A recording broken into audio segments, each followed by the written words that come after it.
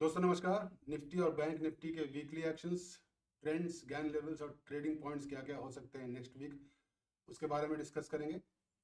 सबसे पहले standard disclaimer, मैं सेबी रजिस्टर्ड नहीं हूँ। मैं जो भी बोलता हूँ वो अपने एक्सपीरियंस या जो भी ट्रेड करता हूँ उसके बेसिस पे बोलता हूँ। ये वीडियो सिर्फ एजुकेशनल पर्पज़ के लिए है। तो चलते हैं सीधा निफ्टी पे। मेजर ट्रेंड अभी भी डाउन है, इसमें कोई डाउट नहीं होना चाहिए।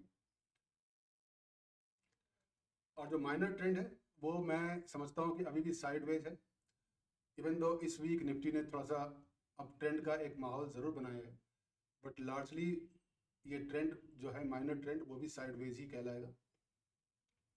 जो एक्टिव गैन लेवल्स थे हमारे, जो लास्ट वीक मैंने बताया था आपको, वो यही थे और इस बार भी यही रहा। इनफैक्ट लास्ट वीक अगर आप देखें तो 23,100 के आसपास ये बॉटम बनाता है और इस बार उसको काटते हुए 22,800 का एक बॉटम बनाकर मार्केट जाता है।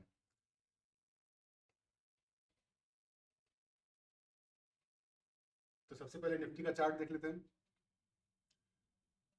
क्लियर है कि यहाँ पे आप देख सकते हैं कि अभी जब मैं रिकॉर्ड कर रहा हूँ लगभग 11 बजे में, तो निफ्टी ने ये 23,400 का गैन लेवल अचीव किया हुआ है।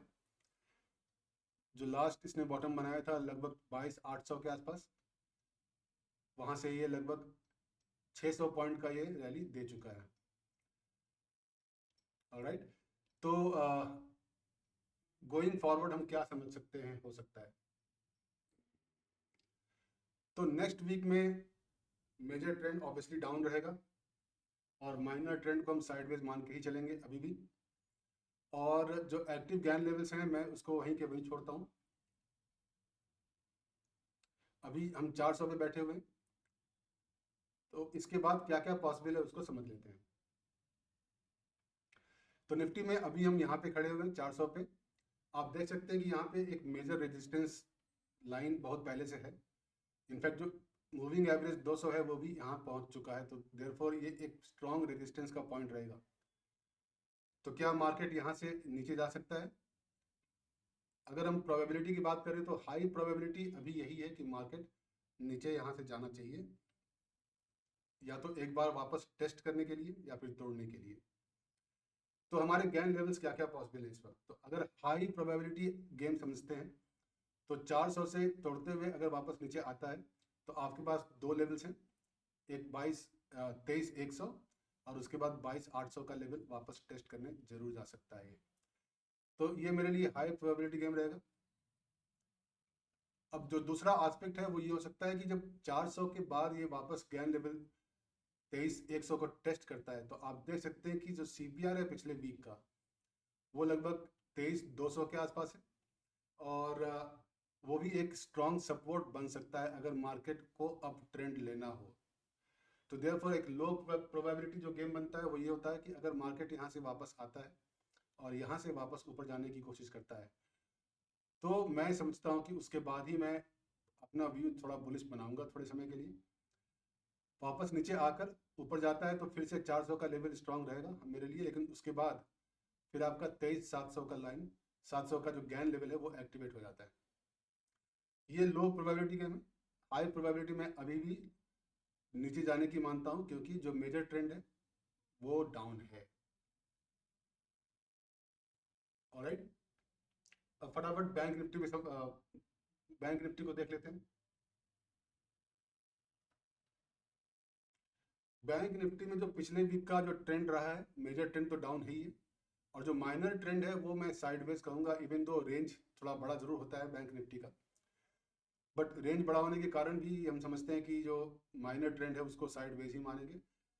उसका रीज़न ये है कि जो पिछले वीक के जो लेवल्स रहे हैं, लगभग सारे लेवल्स बैंक निफ्टी ने अचीव किया है। अभी लगभग 49,800 के आसपास Nifty, sorry bank Nifty operate कर रहा है।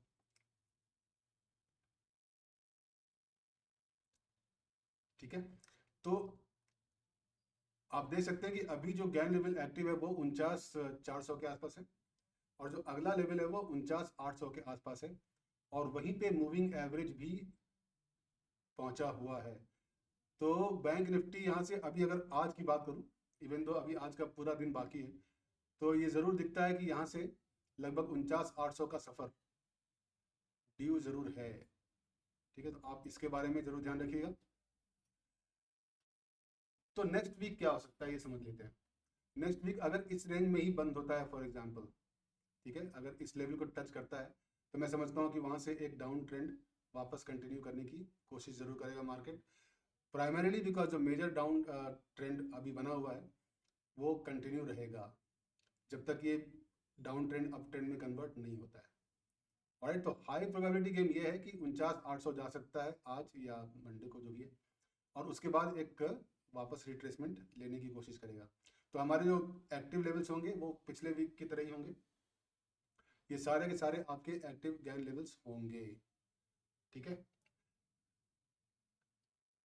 अब क्वेश्चन ये है कि अगर बैंक निफ्टी को वापस ऊपर जाने का जो ट्रेंड है वो बनता है तो क्या हो सकता है।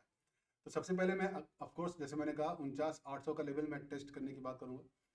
उसके बाद अगर ये वापस अपना अप ट्रेंड कोशिश करता है जाने का, तो फिर हमारे लिए एक इम्पॉर्टेंट इवेंट हो जाएगा बेसिकली, क्योंकि आप देखते हैं कि पिछले 3 वीक से साइडवेज मार्केट जो बना हुआ है यहाँ से लेके यहाँ तक,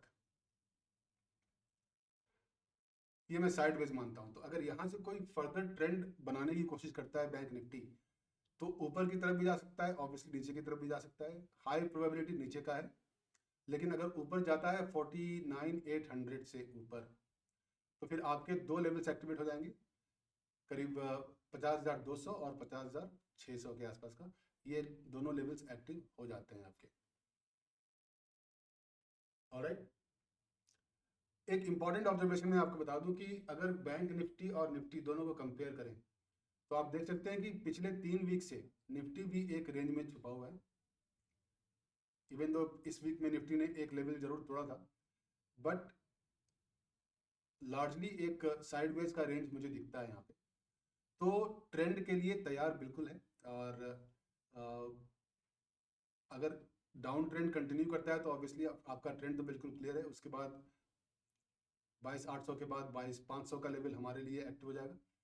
तो साइडवेज के बाद एक ट्रेंड बनाने की कोशिश ज़रूर हो सकती है, और अगर डाउन ट्रेंड होता है तो हमारे लिए डाउन ट्रेंड एक्टिव हो जाएगा, जैसा मैं बता रहा हूँ आपको। अगर अप ट्रेंड की पॉसिबिलिटी होती है तो हम 22,400 के टूटने का वेट करेंगे, और उसके बाद आपका फिर 23,400 का, तो उसके बाद आपके 23,700 के लेवल्स एक्टिव हो जाते हैं। 700 भी काफ़ी स्ट्रांग रेजिस्टेंस है, पिछले कई वीक से हमने देख रखा है। तो ये सारे आपके रेजिस्टेंस के पॉइंट होंगे। उसके बाद 24,000 भी एक स्ट्रांग रेजिस्टेंस है।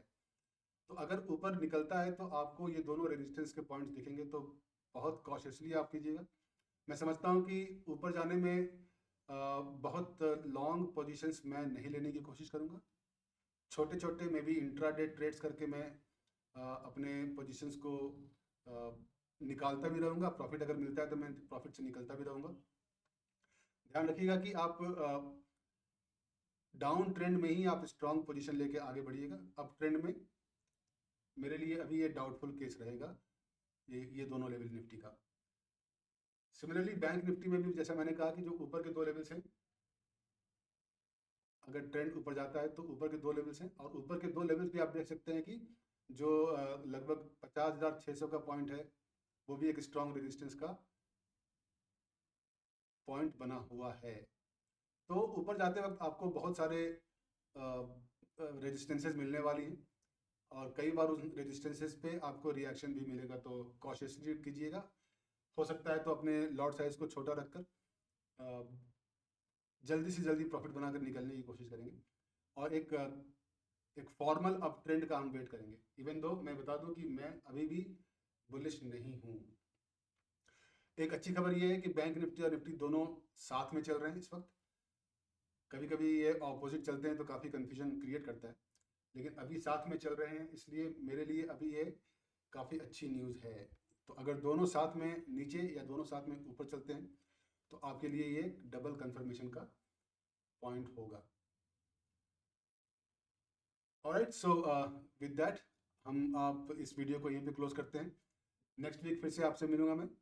ठीक इसी प्रकार से एनालाइज करते हुए आपसे रिक्वेस्ट है कि आप वीडियो को लाइक जरूर करें, सब्सक्राइब भी करें, और अगर कोई भी कमेंट्स हो तो ज़रूर डालें। स्पेशली अगर आपने कोई ट्रेड लिया हो, सक्सेसफुल या अनसक्सेसफुल, दोनों आप अपने एक्सपीरियंसेस को शेयर करें, सो दैट इसका फ़ायदा हम सभी को मिल सके।